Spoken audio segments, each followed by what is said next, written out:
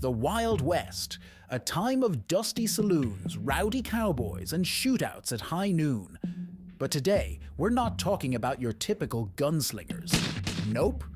Today, we're diving into the legendary life of one of the most notorious, and dare we say, misunderstood, female outlaws of the Old West, Belle Starr, the Bandit Queen. Now, she might not have been out robbing trains or pulling off daring heists on horseback daily. But don't be fooled. Belle Starr was no saint.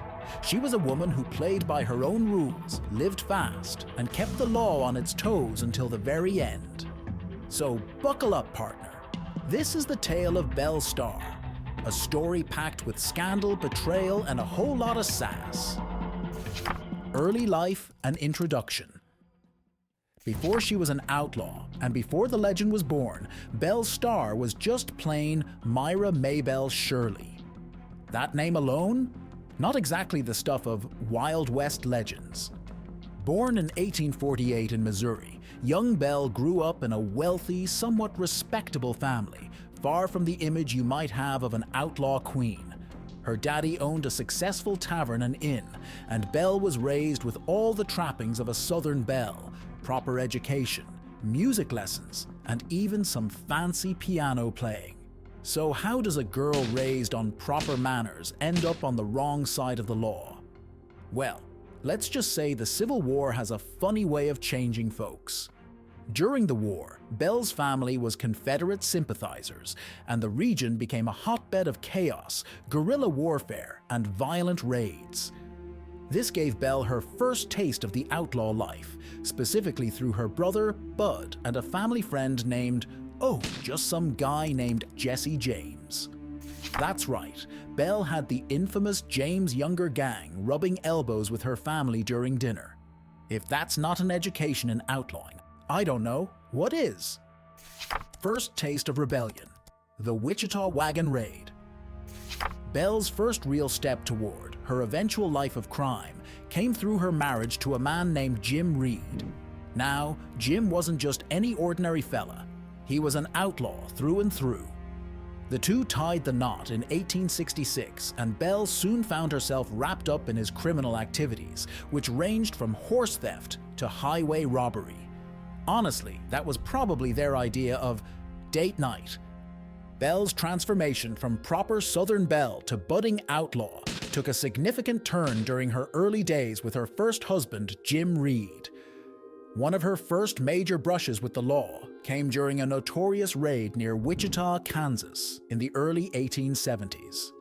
Jim Reed, already well-versed in criminal activities, hatched a plan with some fellow outlaws to rob a wagon loaded with gold and supplies heading through the area. The plan was risky, and Belle, always ready for adventure, decided to tag along. With her sharp wit and even sharper shooting skills, Belle played an essential role in the raid's success. As the wagon rolled along a desolate trail, the gang ambushed it, guns blazing, and quickly overpowered the guards. Belle was said to have provided cover fire, keeping the guards pinned down while Jim and the others looted the wagon. This successful robbery netted the gang a hefty sum, but it also put Belle on the radar of the law for the first time. She wasn't just the wife of an outlaw anymore, she was an active participant. The Wichita Wagon Raid solidified her commitment to the outlaw life and showed that Belle wasn't content to sit on the sidelines. From then on, Belle was no stranger to gunfire, high-speed getaways on horseback, and living life on the run. But as fate would have it, Jim Reed's outlawing days were numbered. In 1874, after a string of crimes, Jim was gunned down by lawmen, leaving Belle widowed and, get this, pregnant. Most people would take that as a sign to settle down, raise their kid, and leave the Wild West nonsense behind. Not Belle Starr. No, sir. Instead, she doubled down. Jim may have been gone, but Belle was just getting started. Becoming Belle Starr, the Bandit Queen. Now, let's talk about that name, Belle Starr. After Jim Reed's death, Belle married her second outlaw husband, Sam Starr, a full-blown Cherokee outlaw. It's here where Belle fully embraced the Bandit Queen persona. The Starr family, yes, it was basically an outlaw dynasty, was notorious for their lawlessness, running a criminal empire that specialized in cattle rustling, horse theft, and harboring other criminals. It was basically like a criminal Airbnb, outlaws always welcome. Belle quickly became the face of this operation. With her wide-brimmed hat, pistols strapped to her hips, and a glare that could probably stop a charging bull, Belle was the poster child for the Wild West femme fatale. She didn't just play the part though, she lived it. And if the legends are to be believed, she could ride as well as any man, shoot straight as an arrow, and curse like a sailor. Belle Starr's most famous exploit, the Great Horse Heist. The good old-fashioned Wild West horse theft. Basically the equivalent of stealing a luxury car back in the day. One of Belle Starr's most famous exploits involved a particularly brazen act of horse thievery in 1882.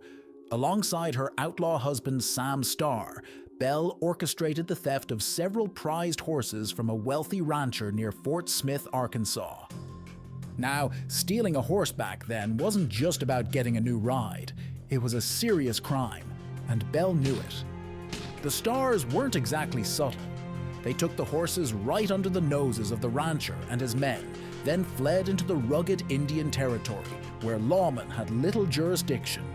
This wasn't Belle's first time running afoul of the law, but it was definitely one of her boldest moves.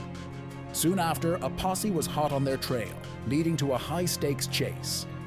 Belle and Sam were eventually caught and hauled off to stand trial, where Belle's silver tongue worked its magic. Despite overwhelming evidence, she somehow convinced the judge to go easy on her. While Sam received a hefty sentence, Belle only spent 9 months in jail.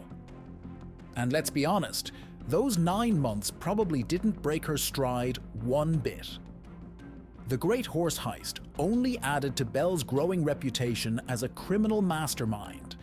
After all, if you're going to be an outlaw, you might as well do it with some flair, right? The star-crossed lover. Now, when it came to love, Belle's story is complicated.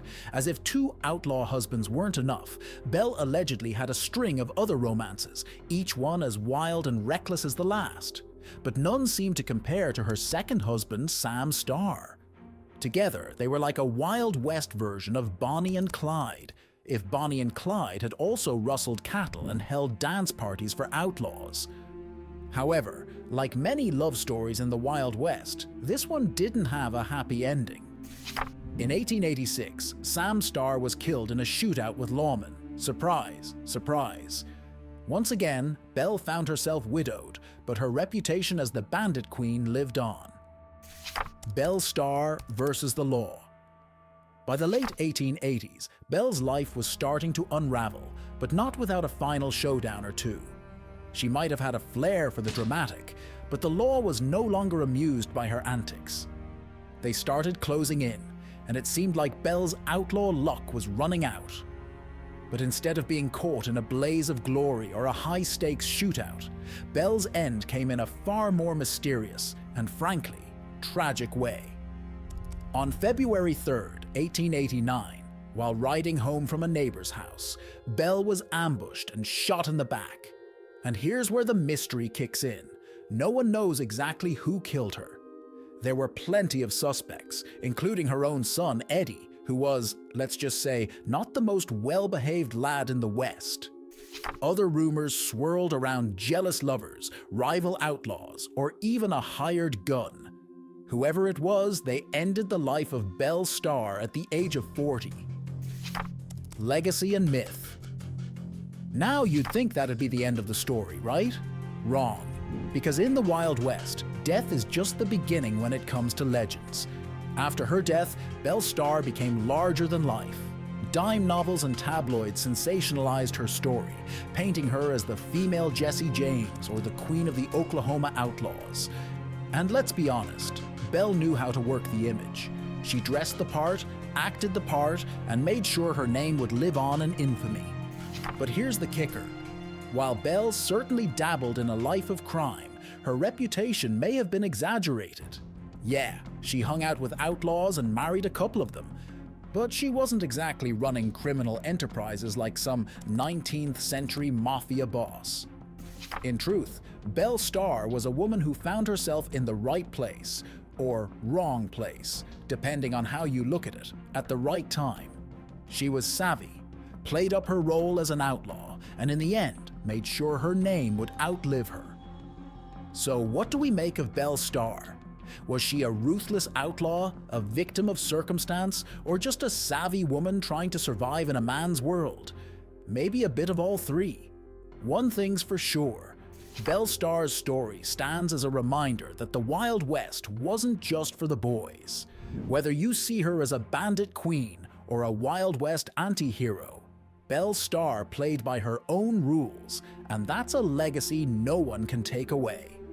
And remember, folks, in the Wild West, it's not about how you ride, it's about how you tell the story.